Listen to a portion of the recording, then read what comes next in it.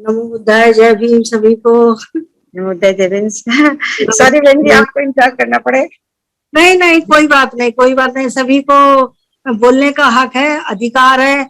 हम संघ में हैं, हमें सभी को समान रूप से देखना है।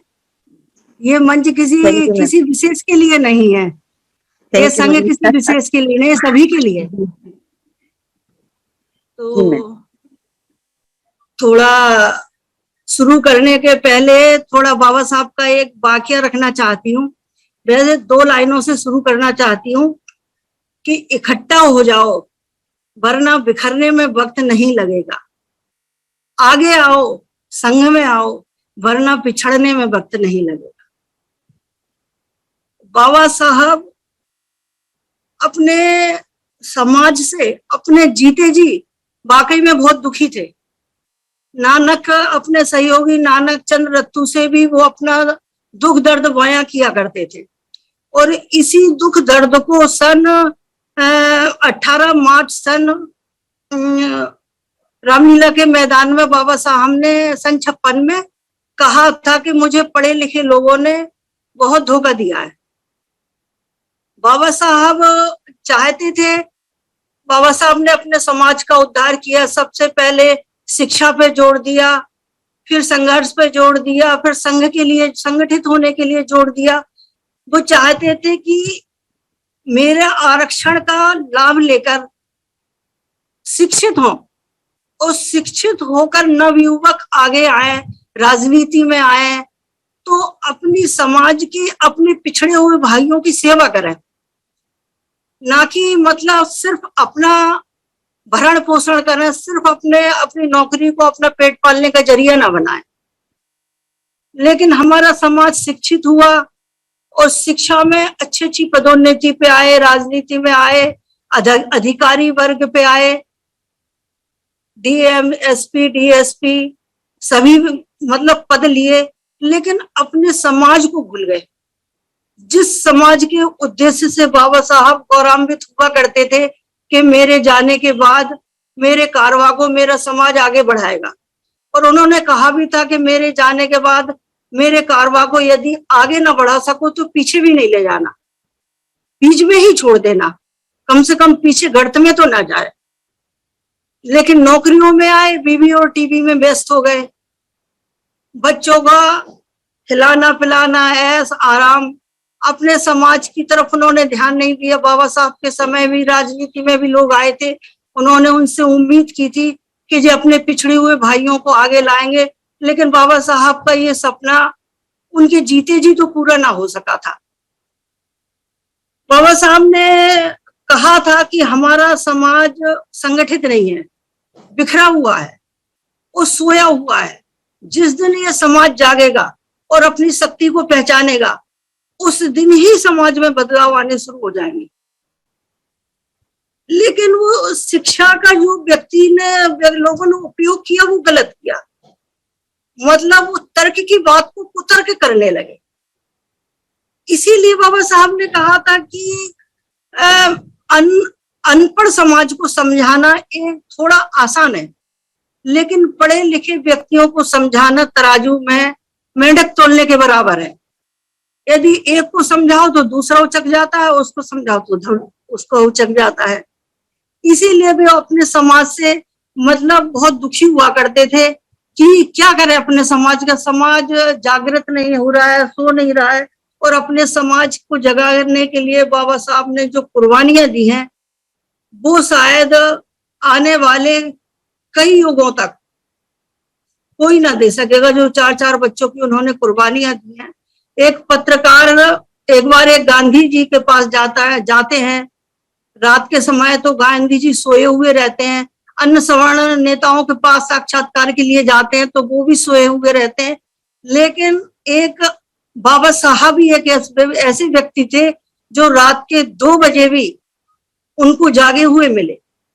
तो उनकी पत्रकार के दिमाग में सिर्फ एक ही विचार आया कि आधी रात का समय है और सभी नेतागण अपनी अपनी नींद की खुमारी में है, सभी सोए हुए हैं, बाबा साहब आप क्यों जागे हुए हो? तो बाबा साहब ने जवाब दिया था कि उनका समाज जागा हुआ है, इसलिए वो सो रहे हैं। मेरा समाज सोया हुआ है, इसलिए मैं जाग रहा हूं। मुझे अपने सोए समाज को जगाने के लिए ही मैं अपनी नींदों को कुर्बान कर रहा हूं।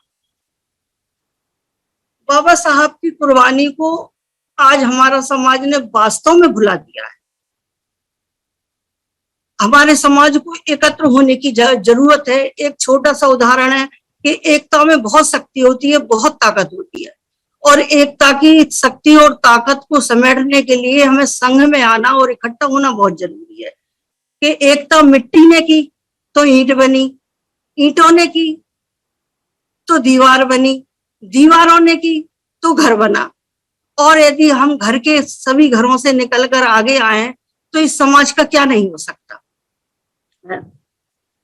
बाबा साहब अपने आप को प्रारंभ में, मध्य में और अंत में, उन्होंने सिर्फ अपने आप को भारतीय कहा कि मैं प्रारंभ में, मध्य में और मैं अंत में भारतीय हूं, और सिर्फ भारतीय। लेकिन हमारे भारत के लोगों ने उन्हें सिर्फ दलितों का, शोषितों का नेता ही समझा, और उससे आगे उन्हें कोई मान सम्मान नहीं दिया। ये नहीं कि उसने शूद्र वर्ग की महिलाओं का किया, समस्त महिला वर्ग का किया। और बाबा साहब ने जो अधिकार दिए संविधान में, समस्त महिला वर्गों को दिए।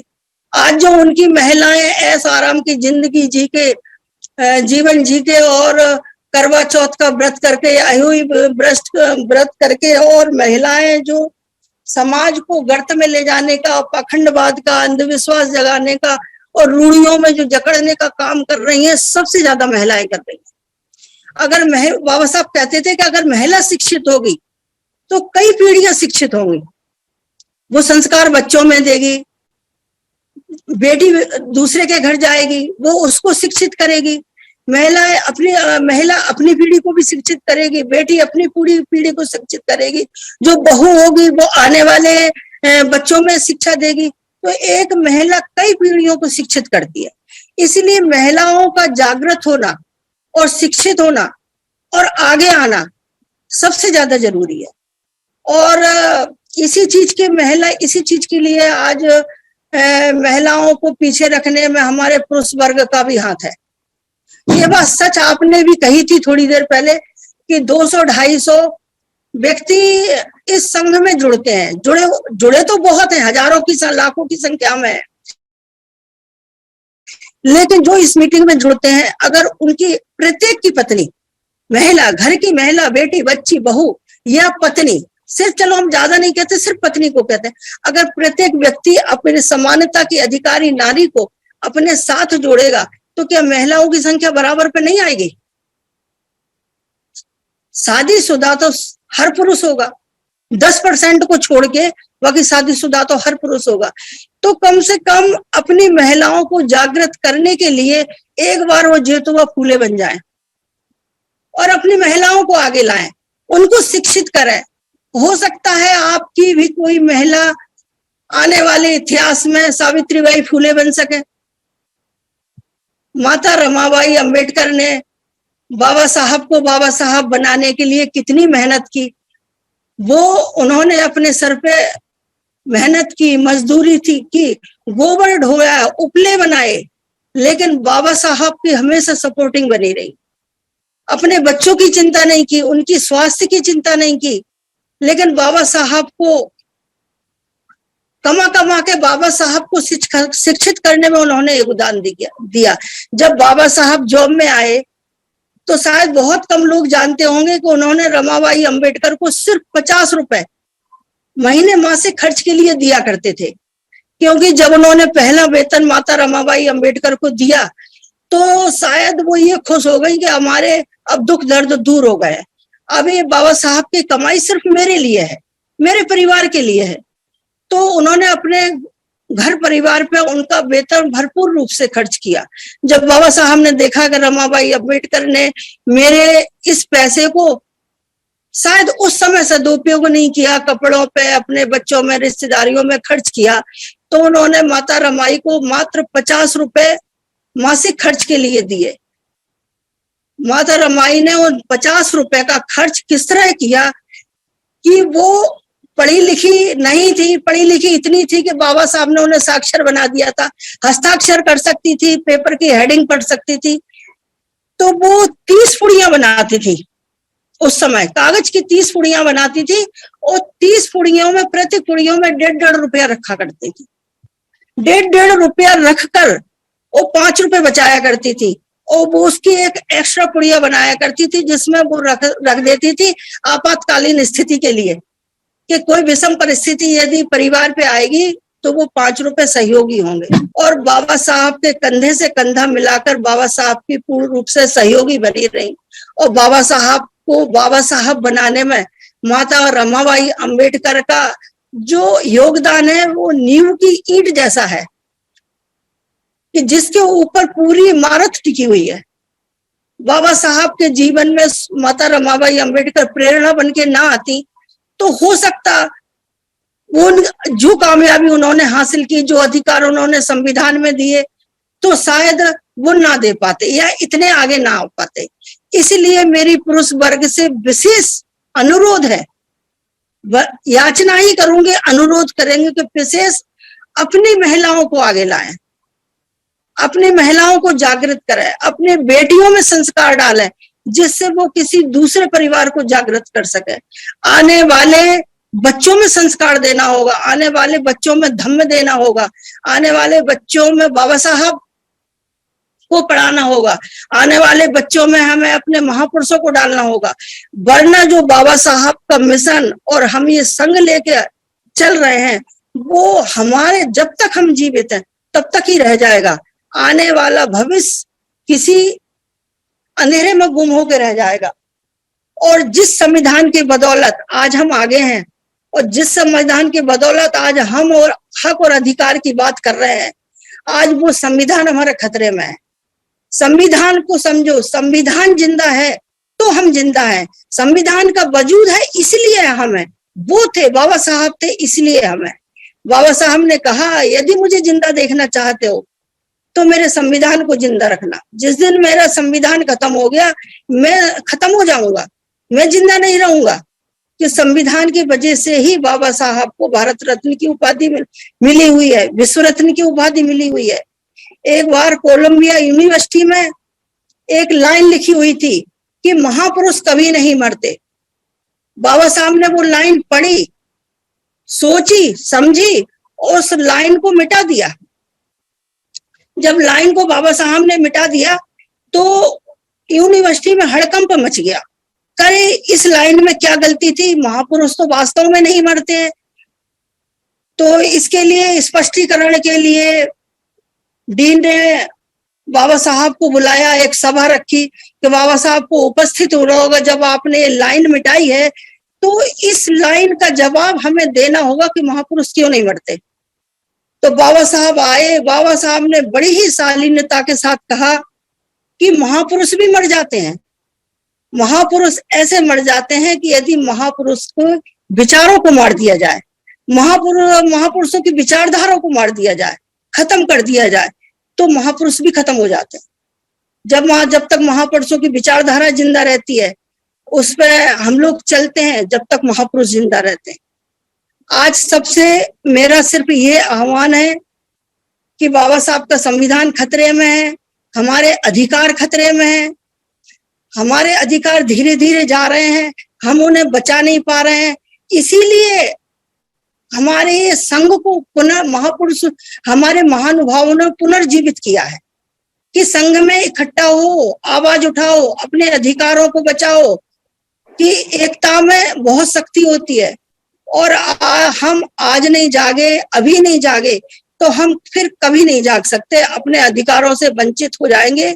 और वो दिन दूर नहीं होगा जब हमारे गले में मटकी होगी और कमर में झाड़ू होगी। हम अपने बच्चों को क्या विरासत दे जाएंगे? हमारी आने वाली पीढ़ियां गूंगी पैदा होंगी, वो अपने बुजुर्गों से पूछेंगी आपने क्या किया हमारे लिए? जब हमारे हक और अधिकार जा रहे थे तो आप क्या सो रहे थे? आपने हमें दिया क्या है? आपने हमें कौन सी विरासत दी है? आपने अपने बुजुर्गों की विरासत पे ऐश किया, आपने हमें दिया क्या है? आपने हमें हाथ कटोरा दिया है, हम भीख मांगे, कैसे अपना जीवन यापन करें? इसीलिए मेरा सिर्फ करबद्ध निवेदन ये है कि आगे आए, संघ से जुड़े और जोड़े। जितना जुड़ेंगे उतना जीतेंगे, जब जब जुड़ेंगे जब जब जीतेंगे, जितने जल्दी जुड़ेंगे उतने जीतेंगे। और आज नहीं, अभी नहीं तो फिर शायद अपने अधिकार कभी नहीं बचा पाएंगे। मैंने बोलने के लिए तो शायद मैं आज पहली बार कहना चाहूँ, मैंने बहुत रखा था, लेकिन एक ही व्यक्ति यदि बोलने के लिए समय ले ले तो हमारी बहनों को बोलने के लिए समय नहीं मिलेगा।